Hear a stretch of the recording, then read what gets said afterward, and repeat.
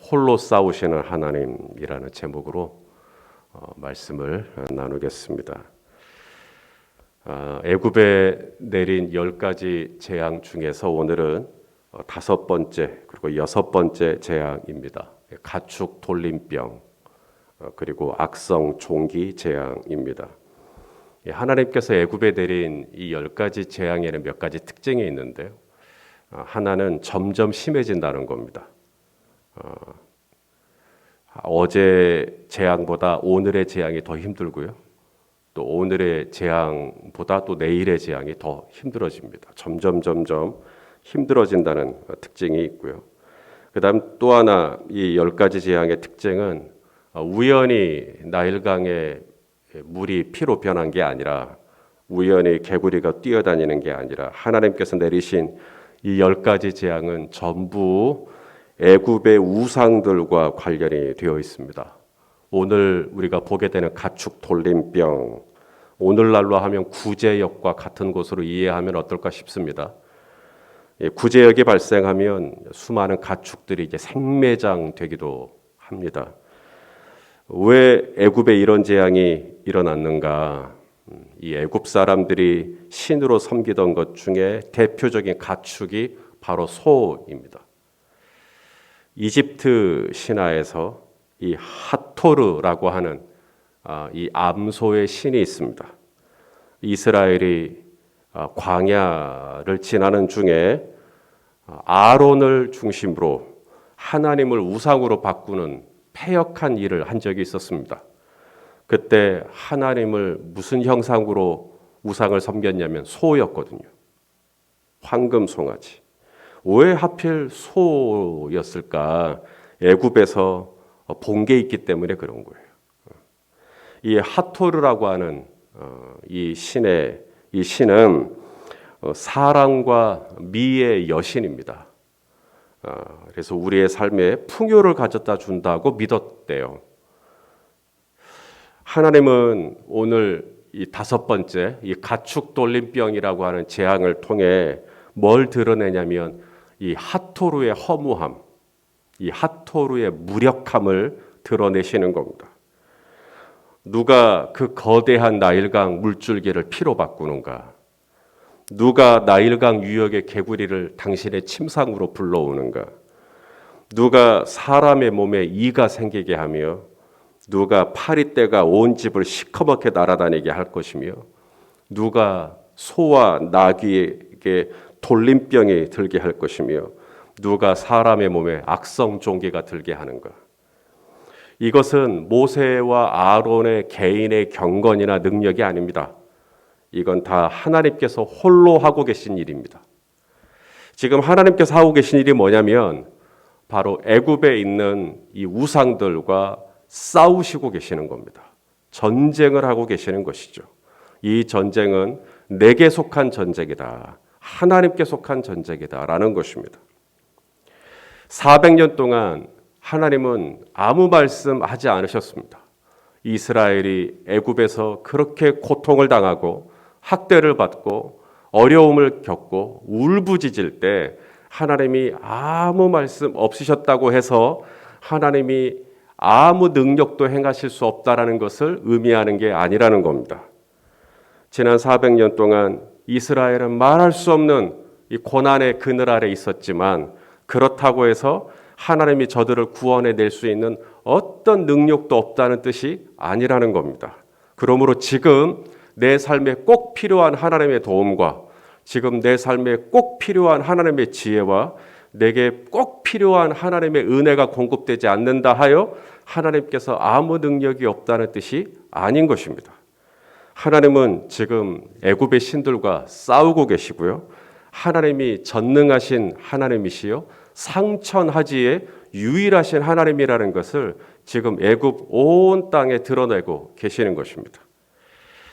또한 우리 하나님은 어떤 분이시냐면 애굽의 이 가축 돌림병이 날 때 이 고센 땅, 곧 이스라엘 백성들이 살고 있는 땅, 그곳에 있는 가축들에게는 아무런 일이 일어나지 않도록 하셨습니다. 자, 우리 오늘 본문 6절 말씀 우리 한번 읽어보겠습니다. 시작. 이튿날에 여호와께서 이 일을 행하시니 애굽의 모든 가축은 죽었으나 이스라엘 자손의 가축은 하나도 죽지 아니한지라. 여러분, 아침에 해가 떠오를 때 예수 믿는 집에만 햇빛이 비치고 예수 안 믿는 집은 시커멓습니까? 하늘에서 비가 내릴 때 예수 믿는 사람의 밭에만 물이 착착 쌓이고 예수 안 믿는 사람의 밭에는 비가 내리다가도 그치는가요? 그렇지 않습니다. 우리 마태복음 5장 45절 말씀처럼 이같이 한즉 하늘에 계신 너희 아버지의 아들이 되리니 이는 하나님이 그 해를 악인과 선인에게 비추시고 비를 의로운 자와 불의한 자에게 내려주신다. 똑같아요. 예수 믿어도 안 믿어도 해는 똑같이, 예수 믿어도 안 믿어도 비는 똑같이. 그러면 예수 믿어도 세상과 별반 다를 게 없네요. 똑같이 해도 비치고 똑같이 비도 내리니 굳이 이 새벽에 나와 이렇게 기도하고 하나님을 아빠 아버지라 부르고 그러지 않아도 되는 거 아닌가요? 여러분, 해를 고센 땅과 애굽에 동일하게 비치시고 비를 고센 땅과 애굽에 동일하게 내리신다 하여 하나님은 당신의 백성을 애굽 사람들과 동일하게 여기시라고 생각하시면 착각입니다. 하나님은 분명 당신의 소유된 자녀들에 대해서는 특별한 관심을 가지고 계십니다. 예수님께서 말씀하셨습니다. 우리 마태복음 6장 26절입니다. 읽어보시죠. 시작. 공중의 새를 보라. 심지도 않고 거두지도 않고 창고에 모아들이지도 아니하되 너희 하늘 아버지께서 기르시나니 너희는 이것들보다 귀하지 아니하. 따라서 합시다. 너희는 이것들보다 귀하지 아니하냐. 여기서 너희란 누굴까요? 모든 인류를 향한 하나님의 보편적인 사랑을 이야기하는 걸까요? 아닙니다. 여기서 너희라는 바로 세상에서 구별되어서 하나님의 선택을 받고 하나님의 백성이 된 교회를 일컫습니다. 너희가 이것들보다 귀하지 아니하냐. 물론 예수 믿어도 가축 돌림병이 있을 수 있죠. 예수 믿어도 악성 종기 날 수 있습니다. 예수 믿어도 우리 자녀들이 아플 수 있고요. 예수 믿어도 내 사업이 어려워질 수 있습니다. 예수 믿어도 원치 않겠지만 사기도 당할 수 있습니다. 그럼에도 하나님은 애굽과 고센을 구별하듯 나를 세상에서 구별하십니다. 나를 세상에서 구별하신 증거가 뭘까요? 바로 저와 여러분 안에 믿음이 있다는 것입니다. 우리 요한일서 5장 4절 말씀 한번 읽어보겠습니다. 시작. 무릇 하나님께로부터 난 자마다 세상을 이기느니라. 세상을 이기는 승리는 이것이니 우리의 믿음이니라. 내가 고센 땅에 속한 하나님의 백성이라는 증거는 나는 가축 돌림병 이런 거 없었어가 아니라 나에게 믿음이 있는 거예요. 어떤 믿음이요? 사방으로 우겨쌈을 당하여도 답답한 일을 만나도 박해를 경험하고 거꾸러뜨림을 경험하고 넘어짐도 아픔도 갈등도 상처도 물론 있죠. 예수 믿어도 그런 일이 있습니다.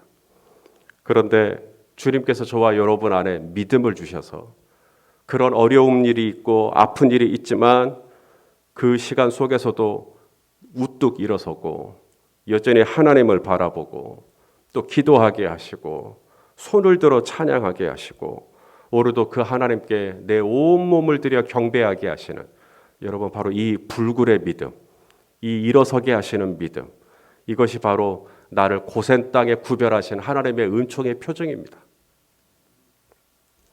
끝으로 악성 종기의 재앙을 보려고 합니다. 이 악성 종기의 재앙이 어디서 시작됐냐면 화덕의 재해입니다.